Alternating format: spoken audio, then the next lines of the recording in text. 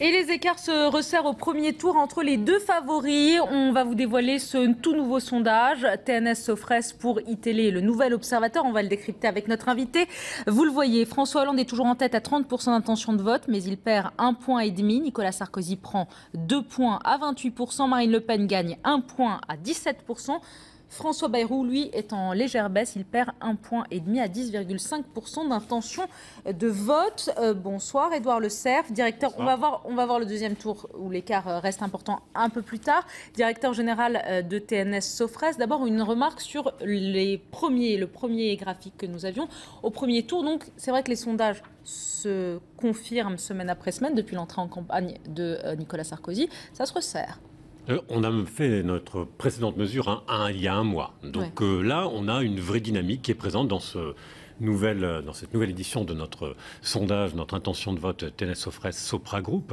Et on constate une dynamique et une arithmétique. La dynamique, c'est au premier tour. C'est évident, les écarts se resserrent. Vous avez Nicolas Sarkozy qui gagne 1,5 point, qui se rapproche de François Hollande qui lui-même en perd 2.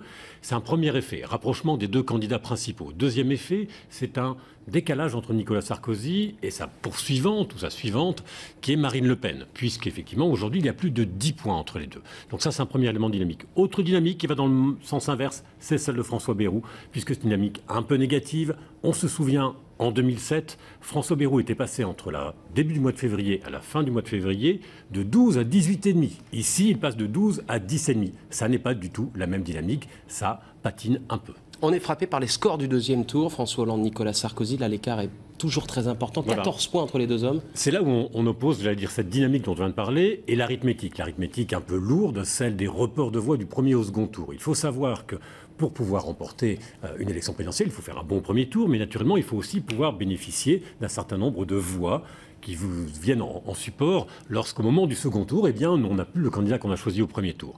Et là, vous avez une mécanique qui fonctionne bien mieux à gauche, puisqu'on a environ 75%, par exemple, des électeurs de Jean-Luc Mélenchon qui se reportent bien sur François Hollande, alors que c'est un peu plus difficile. Les électeurs de François Bayrou du premier tour ne se reporteraient que pour moins de la moitié d'entre eux sur Nicolas Sarkozy, et c'est à peu près la même chose. Un tiers seulement des électeurs de Marine Le Pen du premier tour se reporteraient sur Nicolas Sarkozy. Un chiffre simplement. Aujourd'hui, entre le premier tour et le second tour, Nicolas Sarkozy gagne dans l'intention de vote environ 15 points, là où François Hollande en gagne 27. Il y a une dynamique complètement différente et il y a une mathématique, une arithmétique de ce report qui fait qu'effectivement, sondage après sondage, et celui-ci le confirme encore, 57-43, eh bien cette arithmétique-là est un élément très lourd pour Nicolas Sarkozy. Toute petite dernière question très rapidement. Le nombre de personnes qui est indécise a tendance à se réduire aussi ?